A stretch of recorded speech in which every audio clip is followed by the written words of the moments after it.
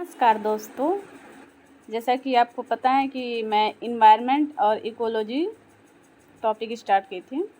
पिछले वीडियो में मैंने इन्वायरमेंट, इकोलॉजी और सस्टेनेबल डेवलपमेंट गोल पढ़ा दिया है। अब ये नया टॉपिक हम स्टार्ट कर रहे हैं, वायुमंडल, इन्वायरमेंट से जुड़ा हुआ। क्योंकि हम आपको वायुमंडल जो टॉपिक बता रहे हैं ये बहुत ही ज़्यादा इम्पोर्टेंट है। इसमें से बहुत सारे क्वेश्चंस आए हैं। कम से कम हर वनडे एग्जाम में या यूपीएससी या यूपीपीएससी में 2 से 3 क्वेश्चंस आते ही हैं। आइए मैं पहले आपको एक बार इसके क्वेश्चंस दिखा देती हूँ, फिर मैं आपको बताती हूँ। ओजोन, ये पहला क्वेश्चन देखिए, ये मेंस 2012 में आया है। ओजोन परत मुख्यतः कहाँ पाया जाता है? जो इम्पोर्टेंट क्वेश्चंस हैं वो हम दिखा दे रहे हैं। बाकी वनडे एग्जाम में तो बहुत सारे क्वेश्चंस आते हैं, लेकिन पीसीएस और यूपीएससी में जो क्वेश्चंस आए हैं वो हम दिखा दे रहे हैं। इसका देखिए, वायुमंडल की सबसे निचली परत कौन सी है, ऐसे ऐसे देख लीजिए। एक बार देख लीजिए कि कितने क्वेश्चंस आए हैं, उसके बाद फिर हम इस कंसेप्ट को डिस्कस करके तब क्वेश्चन सॉल्व करेंगे एक एक। और देखिएगा सारे क्वेश्चन सॉल्व हो जाएंगे। देखिए, तैयारी जो होती हैं वो प्री कम मेंस होती हैं, मतलब आपका कंसेप्ट क्लियर होना चाहिए। और क्योंकि जो अब प्री में एग्जाम जो स्टेटमेंट क्वेश्चंस आते हैं वो एज ए स्टेटमेंट बेस्ड होते हैं और उसमें कॉन्सेप्ट क्लियर होती हैं तो ही सॉल्व हो पाते हैं। और मेंस में भी छोटे छोटे क्वेश्चंस ही लिखने को आते हैं, तो तैयारी एक साथ प्री का मेंस ही हो सकती हैं। तो आप इसको देख लीजिए ये कितने क्वेश्चंस आए हैं, फिर मैं एक एक करके इस क्वेश्चन को डिस्कस करूँगी। पहले मैं कंसेप्ट आपको डिस्कस हम साथ में कर लेते हैं। तो टॉपिक का नाम है वायुमंडल। अगर वायुमंडल का एक छोटा सा डेफिनेशन बताया जाए तो सीधा अपने सिंपल शब्दों में जिसे समझा जा सके, तो वायु, इस शब्द से ही अर्थ है कि वायु प्लस मंडल, मतलब गैसों का छोटा सा परत, गैसों का एक परत जो चारों तरफ से हमारे पृथ्वी को घेरा हुआ है, उसे वायुमंडल कहा जाता है सिंपल शब्दों में। अब मैंने जैसे कि इन्वायरमेंट में हम पहले ही बता चुके हैं कि इन्वायरमेंट जो है वो 3 घटकों से मिलकर बना होता है। एक जैविक घटक, अजैविक घटक और ऊर्जा घटक। तो जैविक घटक में बायोटिक कंपोनेंट में लिविंग ऑर्गेनिज्म थे, और अबायोटिक कंपोनेंट अजैविक घटक में आपके जल और गैस ये सब थे। और एनर्जी घटक में हमने सूर्य और भूतापीय, सौर ऊर्जा और भूतापीय ऊर्जा पढ़ाया था आपको। तो जो अबायोटिक कंपोनेंट हैं, अजैविक घटक, उसमें जल और गैस होते हैं। तो वायुमंडल जो है वो गैसों का ही एक परत होता है, सिंपल भाषा में आप समझ लीजिए। अब इसको आप अच्छे से इसका डिफिनेशन देख सकते हैं, जैसा कि हमने लिखा है। देखिए, वायुमंडल पृथ्वी को घेरे हुए गंधहीन, स्वादहीन, रंगहीन गैसों और धूल और वाष्प की एक पतली परत है जो पृथ्वी के चारों ओर से घेरे हुए हैं। ये आप एक डेफिनेशन है वायुमंडल का। इसके बाद अब देखिए दूसरा, इसमें ये है एक क्वेश्चन बहुत इम्पोर्टेंट अराइज होता है कि पृथ्वी पर वायुमंडल क्यों है। जैसे इसी प्लेनेट पर वायुमंडल क्यों है, चंद्रमा पर क्यों नहीं है, बाकी प्लेनेट पर वायुमंडल क्यों नहीं है, बाकी प्लेनेट पर जल क्यों नहीं है। तो एक इसका बहुत ही मतलब अच्छा कॉन्सेप्ट है कि पृथ्वी का जो गुरुत्व है, इस वजह से यहाँ वायुमंडल है। पृथ्वी जो है वो चंद्रमा से लगभग 6 गुना इसका ज़्यादा गुरुत्व है, इसके घनत्व के कारण। किसी भी प्लेनेट में, ये भी एक क्वेश्चन है, जो भी हम बोल रहे हैं एक क्वेश्चन आ चुका है, ये बहुत सारे एग्जाम्स में आ चुके हैं, यहाँ तक कि यूपीएससी तक में आया है ये क्वेश्चन कि पृथ्वी पे वायुमंडल क्यों है या पृथ्वी का। तो इस एक टर्म आता है इसमें पलायन वेग। तो पृथ्वी का जो गुरुत्वाकर्षण बल होता है वो चंद्रमा से लगभग 6 गुना ज़्यादा होता है। इसीलिए चंद्रमा पर किसी भी चीज़ का वेट जो होता है वो पृथ्वी से 6 गुना लगभग कम होता है। तो यहाँ जैसे हमारे पृथ्वी का पलायन वेग जो है वो 11.2 किलोमीटर पर सेकंड है। मतलब किसी भी पिंड को पृथ्वी से प्रक्षेपित करने के लिए उससे 11.2 किलोमीटर पर सेकंड कम से कम मिनिमम उतने से प्रक्षेपित करना पड़ता है, तब वो पृथ्वी के गुरुत्वाकर्षण शक्ति से बाहर जा पाते हैं। और यही वो चीज़ चंद्रमा पर जो है पलायन वेग इसका 2.4 है। मतलब 2.4 अगर किसी को पलायन वेग दे दिया जाए किसी पिंड को, तो चंद्रमा के गुरुत्वाकर्षण शक्ति से बाहर चले जाते हैं।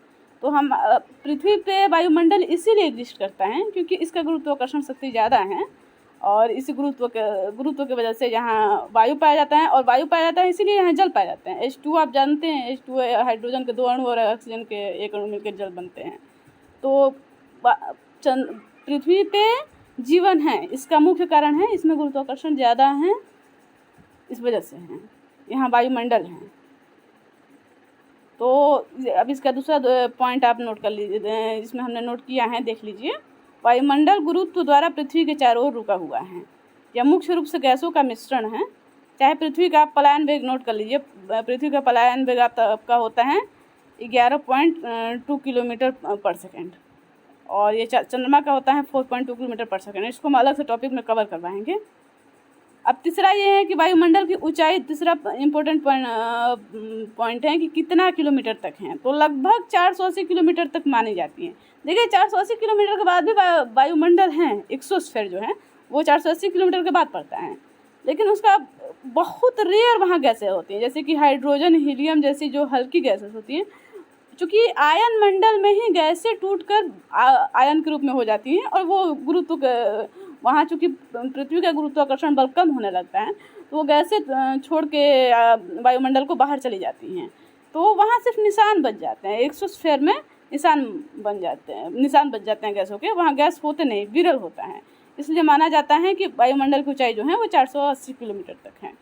गैसों के आधार पर हम वायुमंडल का विभाजन देखते हैं। तो गैसों के आधार पर वायुमंडल को 2 भागों में विभाजित किया गया है, एक सममंडल और एक विषम मंडल। तो सममंडल मतलब होमोस्फीयर, जिसमें गैसों का मिश्रण लगभग एक समान रहता है सागर स्तर से 80 किलोमीटर की ऊंचाई तक, जिसमें कि लगभग 90% गैस इतने में ही रहती है।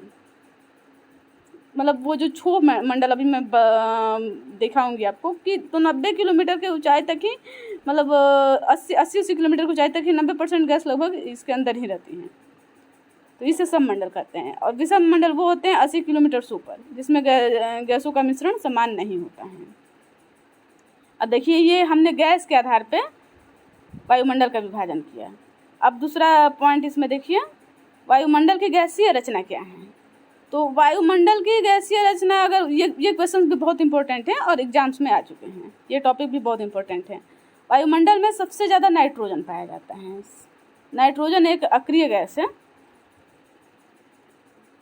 इसका 78.08%, मतलब आप 78% याद कर सकते हैं, लिख के एकदम याद कर लीजिए। 78% नाइट्रोजन होता है और 20.947%, मतलब लगभग 21% ऑक्सीजन होता है।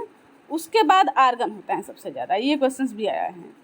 और उसके बाद आर्गन 0.934, मतलब लगभग 1% इसमें आर्गन होता है। और उसके बाद 0.031% कार्बन डाइऑक्साइड होता है। ये वायुमंडल की मुख्य गैसें होती हैं। अब ये आप एक क्वेश्चन करेंगे कि अब मतलब एक क्वेश्चन आपके मन में अराइज हो रहा होगा कि इतना नाइट्रोजन होता क्या है।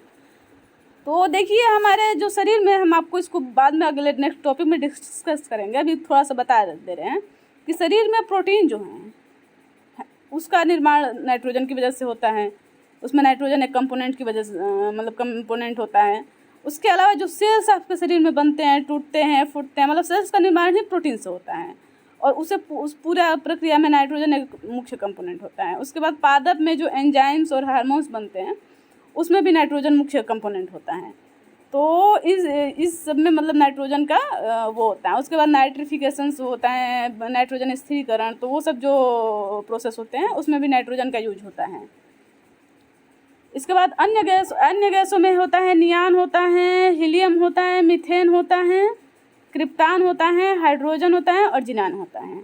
आप ये देख लीजिए कि यहाँ पृथ्वी में वायुमंडल में कौन कौन से गैस पाए जाते हैं और कौन कौन से नहीं। इसका क्वांटिटी बहुत ज़्यादा इंपॉर्टेंट नहीं है, फिर भी एक बार देख लीजिए कि नियॉन 0.0018% पाया जाता है, हीलियम 0.0005% पाया जाता है। बस एक बार आप नॉलेज के लिए देख लीजिए, बाकी इसका क्वांटिटी नहीं इंपॉर्टेंट है। लेकिन आपको इतना पता होना चाहिए कि नियान, हीलियम, मीथेन, क्रिप्टॉन, हाइड्रोजन और जिनान ये बहुत अल्प मात्रा में वायुमंडल में पाए जाते हैं। अब देखिए स्ट्रक्चर ऑफ एटमॉस्फेयर। तो मैं आपको ये बता दूं कि जो हमारे वायुमंडल को 5 लेयर्स में बांटा गया है। देखिए डायग्राम की सहायता से मैं आपको दिखा देती हूँ। और इसमें सबसे नीचे आपका क्षोभ मंडल है, फिर समताप मंडल हैं, फिर मध्य मंडल हैं, फिर थर्मोस्फेयर हैं, फिर एक्सोस्फेयर हैं। देखिए इस डायग्राम में आपको और अच्छे से आप देख सकते हैं, इसको और ज़्यादा क्लियर हो गया है इसमें।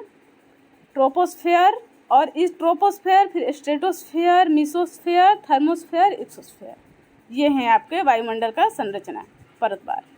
अब इसमें फिर मैं इसमें पढ़ाऊँगी कि ट्रोपोस्फेयर और स्ट्रेटोस्फेयर, इसके बीच में ट्रोपोपाज होता है, यहाँ ट्रोपोपाज होगा आपका, मीसोस्फेयर और स्ट्रेटोस्फेयर के बीच में स्ट्रेटोपाज होगा, और थर्मोस्फेयर और मीसोस्फेयर के बीच में मीसोपाज, और इसी तरह एक्सोस्फेयर और थर्मोस्फेयर के बीच में थर्मोपाज होता है। तो ये मैं अभी एक एक जब परत वायुमंडल का डिस्कशन करूँगी तो मैं इसमें डिस्कशन करूँगी कि इसमें कैसे क्या होता है। फिलहाल एक बार इसको अपने उसके लिए देख लीजिए कि हाँ इतने से, जैसे 0 से 12 से 18 किलोमीटर तक ट्रोपोस्फेयर पाया जाता है, क्षोभ मंडल पाया जाता है। उसके बाद 18 से 50 किलोमीटर लगभग आपका स्ट्रेटोस्फेयर पाया जाता है। उसके बाद से 50 से 90 किलोमीटर आपका मीसोस्फेयर पाया जाता है।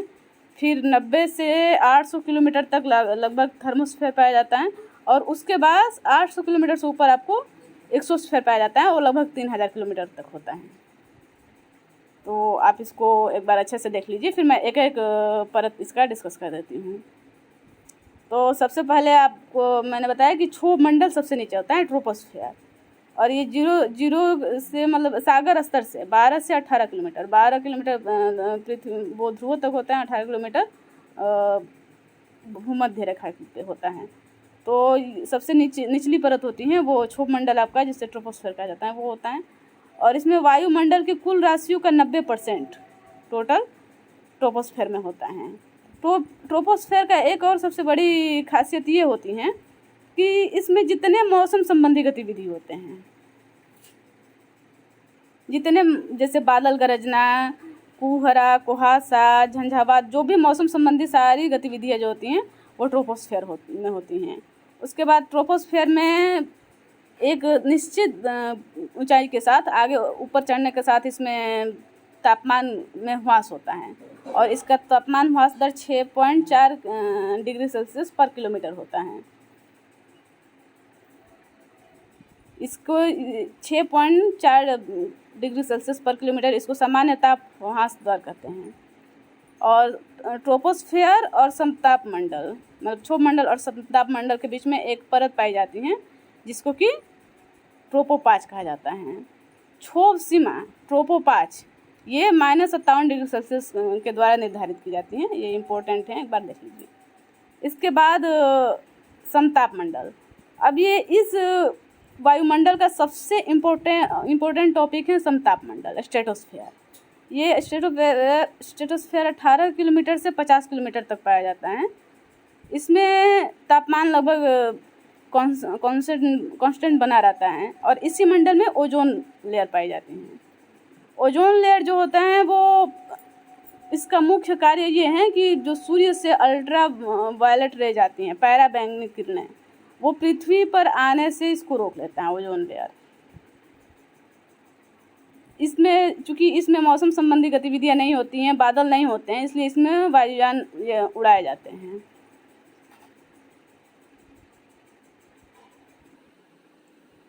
तो दूसरा मंडल जो होता है वो समताप मंडल होता है, और इसकी ऊंचाई 18 किलोमीटर से 50 किलोमीटर तक होती हैं।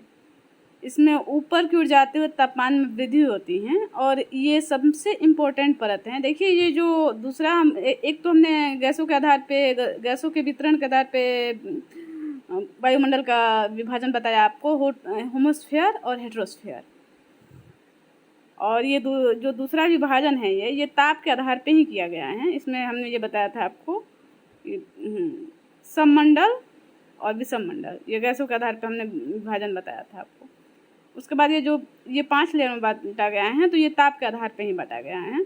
तो क्षोभ मंडल में ताप डिक्रीज होता है, ऊपर जाते हुए ताप का डिक्रीज होता है, और वो 1 किलोमीटर पे हमने इसकी वो सीमा दिखाई थी कि इसमें 1 किलोमीटर ऊपर जाने पे -6.4 डिग्री सेल्सियस देखिए -6.4 डिग्री सेल्सियस तापमान डिक्रीज होती हैं, और क्षोभ सीमा पे तापमान जो है वो घट के -57 डिग्री सेल्सियस रह जाती हैं।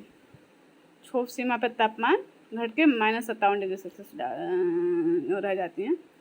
उसके बाद अब फिर समताप मंडल में जब प्रवेश करते हैं तो इसमें तापमान बढ़ता है, ऊंचाई उसके ऊपर जाते समय तापमान बढ़ता है और एक कांस्टेंट लेवल पर होता है। तो इसमें चूँकि मौसम संबंधी घटनाएं नहीं होते हैं, इसलिए यहाँ वायुयान उड़ाए जाते हैं, और ये वायुयान उड़ाने के लिए सबसे आदर्श यहाँ दशाएं पाई जाती हैं, मौसमी दशा। और इसके बाद इसमें ओजोन लेयर पाया जाता है। ओजोन का घनत्व जो होता है वो 10 किलोमीटर से 30 किलोमीटर, इस दूरी के बीच में ओजोन की सांद्रता सबसे ज़्यादा पाई जाती है। ओजोन मंडल सूर्य से आने वाले यूवी रेज से पृथ्वी को एक कवर की तरह बचाता है। इससे क्योंकि अगर अल्ट्रावायलेट रेज अगर पृथ्वी पे आ गई तो एक तो पृथ्वी की जो ऊष्मा है, ग्लोबल वार्मिंग, वो बढ़ा देगी। उसके बाद कैंसर, स्किन कैंसर और ऐसे ढेर सारे डिजीज स्किन संबंधित हो सकते हैं। तो उसको एक कवर की तरह ओजोन परत पृथ्वी को बचाता है। पहली बार ओजोन परत में जो है ये बहुत सबसे इम्पोर्टेंट ये कंसेप्ट हैं इस वायुमंडल का, समताप मंडल। इससे सबसे ज़्यादा क्वेश्चन आए हैं, तो हम इसको थोड़ा सा टाइम लेकर अच्छे से डिस्कस कर लेते हैं। इसमें ओजोन परत में सबसे पहले छिद्र अंटार्कटिक क्षेत्र में देखा गया, और तब उसमें वहाँ पे वियना कन्वेंशन हुआ, एक 1985 में हुआ था वियना कन्वेंशन, और उसी कन्वेंशन में एक मॉन्ट्रियल प्रोटोकॉल लाया गया। 16 सितंबर 1987 को मॉन्ट्रियल प्रोटोकॉल लाया गया। देखिए अभी आपको कन्वेंशन और प्रोटोकॉल में कन्फ्यूजन समझ आ रहा होगा। कन्वेंशन होती है समारोह, सब लोग सारे देश जिसमें मिलते हैं उसे वो कन्वेंशन कहा जाता है, और उसमें अगर किसी बात पर समझौता होता है तो वो प्रोटोकॉल होता है, प्रोटोकॉल मानना होता है। तो ये मॉन्ट्रियल प्रोटोकॉल लाया गया था, जो कि ओजोन मतलब उस समय CFC गैस निकलती थी। ये भी क्वेश्चन आ चुका है कि ओजोन डिप्लेशन का सबसे मुख्य कारण क्या है, तो CFC क्लोरोफ्लोरोकार्बन जो है, जैसे क्लोरीन, फ्लोरीन, ब्रोमीन और नाइट्रोजन गैसेस जो होती हैं वो सब CFC मतलब ओजोन डिप्लेशन से संबंधित होती हैं। तो ये गैसें के उत्सर्जन रोकने के लिए उस कन्वेंशन में मॉन्ट्रियल प्रोटोकॉल पे समझौता हुआ था। ये मॉन्ट्रियल प्रोटोकॉल 16 सितंबर 1987 को लाया गया था। तो आज भी 16 सितंबर को ओजोन दिवस मनाया जाता है। इसमें वायुयान उड़ाया जाता है, ये हमने पहले ही डिस्कस कर लिया है। और ओजोन मंडल और इसको समताप मंडल को ओजोन मंडल भी बोला जाता है, ओजोनोस्फीयर, और मध्य मंडल के बीच में स्ट्रेटो पाया जाता है। 50 किलोमीटर के उस पर स्ट्रेटोपाइज पाया जाता है। अब उस समय CFC को रोकने के लिए मॉन्ट्रियल प्रोटोकॉल पे साइन हुआ। अब तो CFC का तो यूज हमने रोक दिए, लेकिन अब उसके बाद HFC हाइड्रोफ्लोरोकार्बन उसका प्रयोग बढ़ गया। तो उसको प्रयोग रोकने के लिए फिर किगाली समझौता की गई 2017 में। तो ये भी इम्पोर्टेंट है, ये एग्ज़ाम की दृष्टि से आपका ओजोन डे जो 16 सितंबर को है, वियना कन्वेंशन, मॉन्ट्रियल प्रोटोकॉल्स, ये सब सारे एक पॉइंट बहुत ही इम्पोर्टेंट हैं। तो आप इसको अच्छे से देख लीजिए। अब इसके बाद नेक्स्ट है मध्य मंडल। आपका मध्य मंडल में यही है कि ये 50 से 80 किलोमीटर के बीच में पाई जाती हैं, और इसमें ऊंचाई के साथ तापमान में ह्रास होता है, तापमान डिक्रीज करता है। इसकी ऊपरी सीमा जो है ना -90 डिग्री सेल्सियस टेम्परेचर पे निर्धारित किया गया है। और मध्य मंडल और थर्मोस्फीयर या आयनोस्फीयर के बीच की जो सीमा होती हैं वो उसे मेसोपास करते हैं। इसका यही इम्पोर्टेंट होता है। अब नेक्स्ट जो है वो इम्पोर्टेंट है आपका ताप मंडल, थर्मोस्फीयर या आयनोस्फीयर, आयन मंडल। अब इसमें सबसे इम्पोर्टेंट आपका कंसेप्ट ये है कि इसमें टेम्परेचर जो है वो बहुत तेज़ी से बढ़ता है, बहुत तेज़ी से बढ़ता है। इसमें टेम्परेचर बढ़कर आपका 1480 किलोमीटर तक पहुंच जाता है। देखिए पूरा ये पांचों ही मंडल वायुमंडल की ताप के आधार पर डिवाइड किए गए हैं। क्षोभ मंडल में टेम्परेचर डिक्रीज करता है, 6.4 डिग्री सेल्सियस पर किलोमीटर डिक्रीज करता है। और उसका जो लास्ट सीमा होता है वो -57 डिग्री सेल्सियस पे रुकता है। और उसके बाद से स्ट्रेटोस्फेयर में तापमान बढ़ता है। फिर तापमंडल मीजोस्फेयर से में तापमान घटता है और इसकी ऊपरी सीमा मीजोपाज पे वो -90 डिग्री सेल्सियस पे आके रुकता है तापमान। और फिर तापमंडल या आयनोस्फेयर, इसमें तापमान बहुत तेज़ी से बढ़ता है और ये 1480 डिग्री सेल्सियस तक पहुंच जाता है। इसमें इसको आयन मंडल इसलिए कहा जाता है क्योंकि इसमें जब सूर्य की जो एक्सरे और यूवी रेज जो होती हैं वो जब आयन पे गैस पे पड़ते हैं तो गैस टूट जाते हैं पॉजिटिव और निगेटिव चार्ज में और आयन का रूप ले लेते हैं। और ये आयन का रूप लेने के बाद चूँकि आयनोस्फेयर में गुरुत्वाकर्षण ऊंचाई के साथ गुरुत्व का मान भी कम होता है पृथ्वी का, तो गुरुत्वाकर्षण बल कम होने के कारण ये आयन छोड़कर इस मंडल को छोड़कर और यूनिवर्स में विलीन हो जाते हैं, चले जाते हैं। तो इसलिए इसको आयनोस्फेयर कहा जाता है। या फिर इस मंडल में बहुत सारे मतलब सिर्फ आयन ही गैसों के मतलब कुछ आयन होते हैं, कुछ चले जाते हैं, ऐसे मतलब ऊंचाई के साथ चूँकि गुरुत्वाकर्षण बल डिक्रीज होता है इसलिए, और ये ताप यहाँ ज़्यादा होते हैं तो गैसें आपस में आयन में टूट जाते हैं, तो इसलिए इस मंडल में आयन ही पाए जाते हैं, इसलिए इसको आयन मंडल कहा जाता है। ये आयन मंडल जो है ये विद्युत आवेश से गैस के अणु रेडियो तरंगों को दर्शाता है। इसी वजह से संचार में भी मदद होती है, मतलब जो सैटेलाइट संचार कम्युनिकेशन सैटेलाइट यूज करते हैं तो इसी आयन की वजह से ही हो पाता है, तो इसलिए इसको आयन मंडल बोला जाता है। और इसका ये भी जैसे कि ओजोन लेयर जो है वो पृथ्वी को यूवी रे से बचाता था, ओजोन को रोक के यूवी रेज को रोक के, और ओजोन लेयर पृथ्वी को एक कवर की तरह सेफ्टी प्रोवाइड करता था। इसी तरह आयन मंडल जो है इसमें इतना ज़्यादा टेम्परेचर होता है कि ऊपर से कोई पिंड अगर आता है तो इसी में जल के ख़त्म हो जाता है। आयन मंडल हमें उल्का और अप्रचलित उपग्रहों से भी बचाता है क्योंकि उसका उच्च तापमान पृथ्वी की ओर आने वाले लगभग सभी मलबे को जला देती हैं, तो ये भी एक पृथ्वी को बचाने के लिए सेफ्टी कवर की तरह कार्य करता है आयन मंडल भी।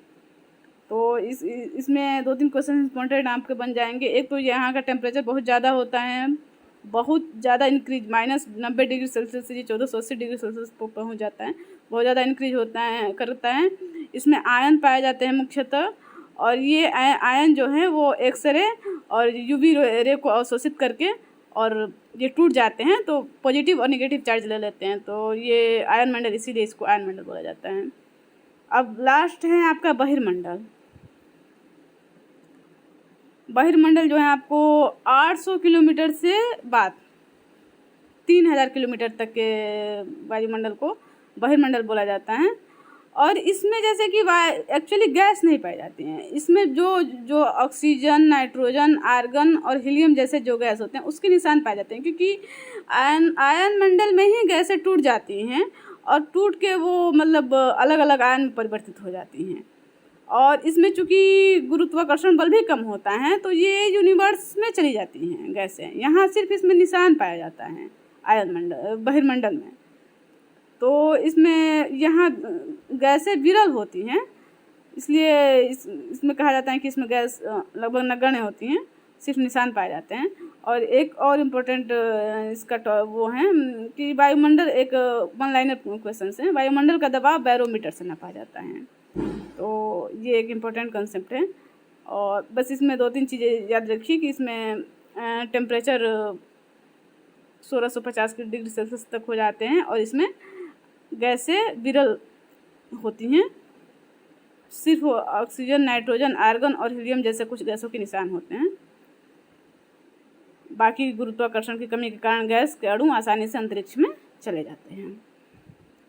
अब हमने जब पिछली वीडियो हम बना रहे थे आपको, तो हम बताए थे कि आपको हम सस्टेनेबल डेवलपमेंट गोल जो है, एक करेंट का टॉपिक था, बच गया था, वो पढ़ाएंगे, हमने बताया था। तो आइए हम इस चीज़ को देख लेते हैं। जैसे sustainable development goal index report जो है वो UNSDN, एक यूनाइटेड नेशंस का एक संस्था है UNSDSN, तो यही जारी करता है सस्टेनेबल डेवलपमेंट गोल इंडेक्स। या सस्टेनेबल डेवलपमेंट रिपोर्ट्स ग्लोबल, इसके जारी करता है UNSDSN है। और इसमें लगातार भारत का जो स्थिति है वो गिरता जा रहा है। देखिए आप इसको देख लीजिए चाहे। भारत देखिए 2020 में 117वें स्थान पे था, 2021 में 120वें स्थान पे हैं, और 2022 में आपका जो है वो 121वें स्थान पे आ गया है। इसमें 3 टॉप करने वाले देश जो हैं वो डेनमार्क हैं, स्वीडन है और नॉर्वे हैं, ये इम्पोर्टेंट हैं। और लोवेस्ट कंट्री जिसमें साउथ सूडान है जो जिसका कि 163वां स्थान है। साउथ सूडान, सेंट्रल अफ्रीका है वो 162वें स्थान पे हैं और चाड 161वें स्थान पे। टोटल 163 कंट्रीज हैं। इसके बाद ये इसमें नीति आयोग द्वारा SDG इंडेक्स एंड डैशबोर्ड जारी किया जाता है। तो ये जो इस बार लेटेस्ट जो जारी किया गया है वो इसका द्वितीय संस्करण है। पहला संस्करण 2019-20 में जारी किया गया था और दूसरा संस्करण 2020-21 में जारी किया गया। तो ये इसका द्वितीय संस्करण है। और इसमें नीति आयोग एक्चुअली 100 स्कोर देता है। उस आधार पर राज्यों को 4 भागों में डिवाइड करता है। पहला भाग होता है इसमें आकांक्षी राज्य, दूसरा परफॉर्मर, तीसरा फ्रंट रनर और चौथा अचीवर। तो आकांक्षी जो होते हैं जिसका स्कोर 0 से 49 के बीच में होता है वो आकांक्षी होता है। परफॉर्मर में 50 से 60 के बीच में देखिए लिखे हैं, 50 से 64 के बीच में परफॉर्मर होता है। उसके बाद फ्रंट रनर जो होता है वो 65 से 99 के बीच में होते हैं और अचीवर 100 पे अचीवर होते हैं। तो इसमें टॉप 5 राज्य जो हैं वो केरल हैं, केरल का 70 हैं। और इस आधार पे आप इसको देखिए, ये फ्रंट रनर जो है 65 से 99 के बीच में ये आ जाएगा। इसके बाद हिमाचल प्रदेश है, इसका 69 है। उसके बाद आंध्र प्रदेश, तमिलनाडु और तेलंगाना तीनों का ही 67 है। मतलब ये जो 5 ही राज्य हैं, केरल, हिमाचल प्रदेश, आंध्र प्रदेश, तमिलनाडु और तेलंगाना, ये 5 ही फ्रंट रनर हैं। इसका मतलब एक कॉमन सेंस ये है कि इसमें कोई अचीवर नहीं है। 5 ही जो टॉप राज्य हैं वो फ्रंट रनर हैं। उसके बाद जो हैं अब बॉटम राज्य हम देख लेते हैं कौन कौन है। तो इसमें बिहार, झारखंड, अरुणाचल प्रदेश, मेघालय और यूपी, ये बॉटम राज्य हैं। और ये 5 के ही आप इसमें देखिए, इसके स्कोर के आधार पर देख लीजिए, ये 50 से 64 के बीच में है। तो 5 ही 50 से 64 के बीच में है, इसलिए 5 ही आपके परफॉर्मर में आ जाएंगे। देखिए बिहार 50 हैं, झारखंड 53, अरुणाचल प्रदेश 53 है, मेघालय 54 और यूपी 55। अब 5 ही आपके परफॉर्मर में आ जाएंगे। तो एक कॉमन इसमें लाइन निकल के आ जाता है कॉन्सेप्ट कि कोई भी राज्य, एक स्टेटमेंट निकल के आता है, कोई भी राज्य आकांक्षी नहीं है और कोई भी राज्य अचीवर नहीं है। जो टॉप 5 राज्य हैं वो फ्रंट रनर हैं और जो बॉटम के 5 राज्य हैं वो परफॉर्मर हैं। और राज्यों में केरल टॉप किया है और यूटी में चंडीगढ़ टॉप किया है। इसका भी 70 ही स्कोर हैं, दोनों का ही 70 स्कोर हैं, केरल का भी और चंडीगढ़ का भी। और बॉटम में बिहार है पहले स्थान पे, दूसरे स्थान पे झारखंड है और अपना यूपी 5वें स्थान पे हैं 55 स्कोर के साथ। और सारे के सारे ये परफॉर्मर हैं। अब देखिए जो मैंने जो वायुमंडल पढ़ाया है इसके हम क्वेश्चन अच्छे से, हमने कहा था पहले ही आपको कि हम क्वेश्चन अच्छे से डिस्कस कर लेंगे। और आप देख सकते हैं कि सारे क्वेश्चन जितना ही हम कंसेप्ट पढ़ाए हैं सारे क्वेश्चन उसमें से मिल जाएंगे। तो आइए आप इसमें हम आपको पहला क्वेश्चन देख लीजिए। इसमें जो इम्पोर्टेंट क्वेश्चन हैं वो हम डिस्कस करा देते हैं। जो UPPCS या UPSC में जो इम्पोर्टेंट क्वेश्चन आए हैं उसको हम डिस्कस करा देते हैं। बाकी तो वनडे एग्जाम्स में तो हर एक एग्जाम में 2-3 क्वेश्चन आते ही हैं, तो आप इसको देख लीजिए। ओजोन परत पहला क्वेश्चन है, अगर आप कंसेप्ट आपका क्लियर है तो आराम से आप आंख बंद करके साइन उसमें टिक कर सकते हैं। पहला है ओजोन परत मुख्यतः कहाँ पाई जाती है? समताप मंडल में, स्ट्रेटोस्फीयर में। दूसरा फिर देखिए मैंने कहा था कि समताप मंडल सबसे ज़्यादा इंपॉर्टेंट है, तो इसको सबसे ज़्यादा अच्छे से पढ़ लीजिएगा। ये 18 से 50 किलोमीटर के बीच में पाई जाती हैं। तो वायुमंडल की सबसे निचली परत कौन सी है? तो क्षोभ मंडल। और क्षोभ मंडल का बाकी हम चीज़ें बताए थे, देखिए एक बार एक्सप्लेनेशन चाहे आप पढ़ लीजिए। इसमें ओला मतलब मौसम संबंधी सारी गतिविधियाँ होती हैं। ओला, कोहरा, तुषार, मेघ, गर्जन, आंधी, तूफान, ये सभी मौसम संबंधी घटनाएं क्षोभ मंडल में होती हैं। और क्षोभ मंडल की ऊंचाई जो होती है वो विषुवत रेखा पर अधिक होती हैं और ध्रुवों पे कम होती हैं। विषुवत रेखा पर ये 18 से 20 मतलब किलोमीटर तक क्षोभ मंडल पाया जाता है और ध्रुवों पे ये 12 किलोमीटर पर पाया जाता है। ये कॉन्सेप्ट है इसका। अब दूसरा देख लीजिए नेक्स्ट, ये क्वेश्चन देख लीजिए, समताप मंडल में ओजोन के स्तर को प्राकृतिक रूप से विनियमित किया जाता है किसके द्वारा? यूपीपीसीएस मेंस 2016 में आया है ये। तो ये नाइट्रोजन डाइऑक्साइड द्वारा प्राकृतिक रूप से विनियमित किया जाता है उसको,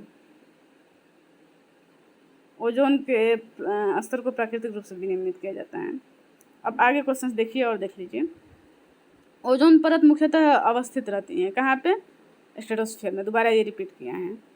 फिर देखिए आप इसका एक्सप्लेनेशन आप पढ़ लीजिए चाहे तो। 15 से 30 किलोमीटर के बीच में सबसे ज़्यादा इसका संकेंद्रण होता है। ये भी एक क्वेश्चन के रूप में आया हुआ क्वेश्चन है। तो और ये पैराबैग्नी यूवी रेज को रोकता है। दूसरा देखिए, ओजोन परत अवस्थित होता है। फिर समताप मंडल में ये क्वेश्चन रिपीट किया।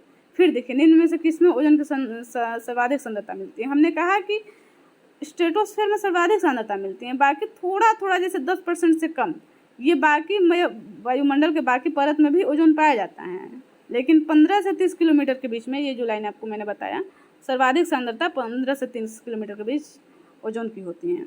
इसके बाद देखिए नेक्स्ट क्वेश्चन देख लीजिए, निम्न में से किसमें ओजोन की, हाँ ये फिर क्वेश्चन रिपीट कर दिए, सर्वाधिक सांद्रता मिलती है स्ट्रेटोस्फीयर में। अब देखिए, ओजोन परत पृथ्वी से करीब ऊंचाई पर है। ये मैंने बताया 18 से 50 किलोमीटर तक के ऊंचाई पर ओजोन परत पाया जाता है। अब देखिए, ओजोन बायोस्फीयर को बचाती हैं। बायोस्फीयर मतलब हमारी पृथ्वी। तो हमने बताया था इसमें अल्ट्रा वायलेट रेज से बायोस्फीयर को बचाती हैं। इसके बाद में देखिए, वायुमंडल में उपस्थित ओजोन परत अवशोषित करती हैं। फिर वहीं अल्ट्रा वायलेट रेड किरणों को, पैराबैंगनी किरणों को अवशोषित करती हैं। उसके बाद वायुमंडल में ओजोन परत है, पृथ्वी पर पैराबैंगनी किरणों को जीवन से बचाने के लिए हैं। इसके बाद फिर देखिए, ओजोन परत मानव के लिए उपयोगी है क्योंकि वह सूर्य की अल्ट्रावायलेट किरण को पृथ्वी पर नहीं आने देती हैं। ये भी क्वेश्चन आए हुए हैं। फिर देखिए नेक्स्ट क्वेश्चन आपका ये है, वायुमंडल में निम्न किसकी उपस्थिति से ओजोनोस्फीयर में परत का क्षरण होता है? तो क्लोरोफ्लोरोकार्बन CFC हमने बताया था, उसके लिए मॉन्ट्रियल प्रोटोकॉल भी कराया गया था। और वहीं 16 सितंबर को मॉन्ट्रियल प्रोटोकॉल कराया गया था 1987 में, और उसी को ओजोन दिवस के रूप में माना जाता है। फिर ये क्वेश्चन देखिए, ओजोन परत मुख्यतः जहाँ अवस्थित होती हैं वो स्ट्रेटोस्फीयर है। फिर ओजोन परत अवस्थित, ये इतनी बार क्वेश्चन रिपीट किया है। उसके बाद से देखिए, निम्न में किसमें ओजोन की सर्वाधिक सांद्रता मिलती है? तो ओजोन स्ट्रेटोस्फीयर में। ओजोन परत पृथ्वी से करीब ऊंचाई पर है, 50 किलोमीटर की। हाँ ये थोड़ा टेक्निकल है, आप देख लीजिए। मैंने कहा कि सबसे ज़्यादा सांद्रता होता है वो 15 से 30 किलोमीटर की ऊंचाई पर होते हैं। तो ये 20 किलोमीटर इसमें आंसर है। ये थोड़ा वो है, टेक्निकल है, पूछ लिया है क्योंकि इसमें 50 किलोमीटर भी ऑप्शन दिया है। तो मैंने कहा कि 50 किलोमीटर तक होता है, और मैंने बताया था कि 15 से 20 किलोमीटर के बीच में सबसे ज़्यादा घनत्व होती हैं ओजोन का। देखिए इसमें एक्सप्लेनेशन भी इसका दिया है, 15 से 30 किलोमीटर के बीच सर्वाधिक घनत्व पाया जाता है। देखिए नेक्स्ट फिर क्वेश्चन देखिए आपका है, वायुमंडल में निम्न में से किससे की उपस्थिति ओजोनोस्फीयर में ओजोन परत का क्षरण होता है? तो क्लोरोफ्लोरोकार्बन, ये हम बता चुके हैं। ऊपरी वायुमंडल के ओजोन परत का क्षरण निम्नलिखित में किससे हो रहा है? क्लोरोफ्लोरोकार्बन। फिर रिपीट किया। इसके बाद देखिए ये क्वेश्चन देख लीजिए, निम्नलिखित में से कौन सा एक ओजोन परत की क्षीणता के लिए उत्तरदायी नहीं है? ये PCS प्री 2002 में आया है, लोअर में भी आया है, और इसको थोड़ा ठीक से देख लीजिए। तो इसमें मैंने बताया कि जो प्रशीतक में रेफ्रिजरेटर में CFC पाया जाता है वो होता है। इसके बाद से हैलोजन जो होते हैं वो भी अग्निशमन में प्रयुक्त, तो वो भी होते हैं। नाइट्रस ऑक्साइड वो भी होते हैं। इसमें विलायक के रूप में प्रयुक्त मेथिल क्लोरोफॉर्म, ये ओजोन क्षरण के लिए रिस्पॉन्सिबल नहीं होता है। आप इसका एक्सप्लेनेशन थोड़ा अच्छे से पढ़ देख लीजिए। इसमें कौन कौन होते हैं? CFC, हैलोजन्स, नाइट्रस ऑक्साइड, ट्राइक्लोरोएथीन और हैलोन, ये जो सारे हैं वो CFC के डिप्लेशन का कारण होते हैं। इसके बाद देखिए, निम्न ग्रीन हाउस गैसों में से कौन सी गैस है जिसके द्वारा ट्रोपोस्फीयर में ओजोन प्रदूषण नहीं होता है? तो कार्बन मोनोऑक्साइड है। एक्चुअली कार्बन मोनोऑक्साइड प्रदूषक तो हैं, लेकिन इससे ओजोन डिप्लेशन नहीं होता है। कार्बन मोनोऑक्साइड शरीर के ब्लड को ट्रांसपोर्टेशन रोक देता है, उसको मैं बाद में डिस्कशन करूँगी। और देखिए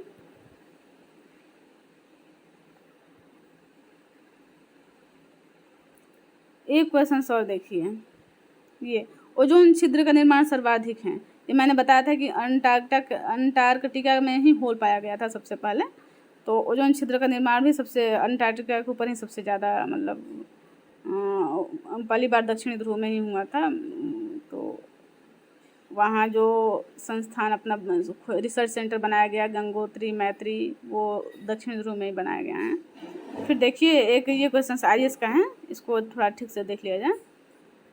क्लोरोफ्लोरोकार्बन जो ओजोन हासिक पदार्थ के रूप में चर्चित हैं, उनका प्रयोग सुघट्य फोम के निर्माण में होता है, ये सही है। इसके बाद ट्यूबलेस टायरों के निर्माण में होता है, नहीं, ट्यूबलेस टायरों के निर्माण में नहीं होता है। कुछ विशिष्ट इलेक्ट्रॉनिक अवयवों की सफाई करने में होता है, ये सही है। एरोसाल के में दाबकारी एजेंट के रूप में होता है, ये सही है। तो आपका इसमें आंसर हो जाएगा केवल 1, 3 और 4। अब इसका पढ़ लीजिए।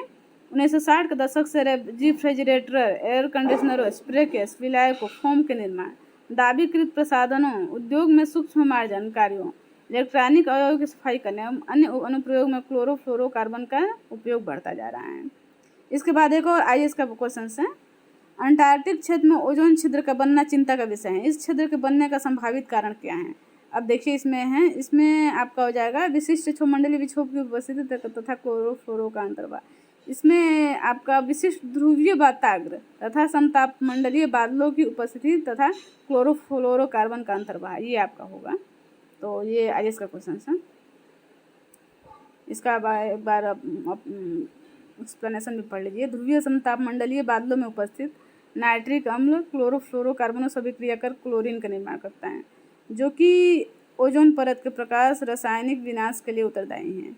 देखिए इसमें नाइट्रिक अम्ल जो हैं देखिए HNO3, ये जो है नाइट्रिक अम्ल वो क्लोरोफ्लोरोकार्बन से प्रक्रिया करता है, Cl से प्रक्रिया करता है, क्लोरीन से या फिर और भी जितने क्लोरोफ्लोरोकार्बन होते हैं। और ये HNO3 इससे H ये मुक्त हो जाता है और ये HCl आपका बना लेता है, HCl। तो ये IAS का क्वेश्चन है। और फिर HCl बन जाता है, इसमें से ओजोन ले लेता है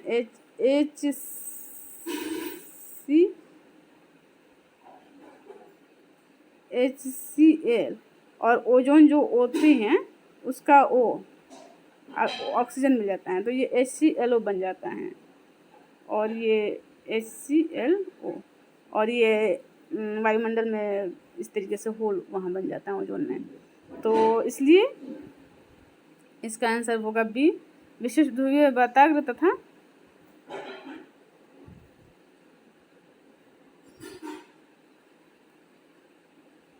समतापमंडलीय बादलों की उपस्थिति तथा क्लोरोफ्लोरोकार्बन का अंतर्भाव। तो इस तरीके से आपका ये चैप्टर ख़त्म होता है। फिर नेक्स्ट में कोई इम्पोर्टेंट क्वेश्चंस मैं इस बार भूजैव रासायनिक तत्व जो हैं उसके जो चक्र बनते हैं, nitrogen cycle, phosphorus cycle, carbon cycles, जो कि अबायोटिक कंपोनेंट हैं, तो उससे जो कार्बन भूजैव रासायनिक चक्र बनते हैं उसको मैं डिस्कस करूँगी। तब तक के लिए नमस्कार।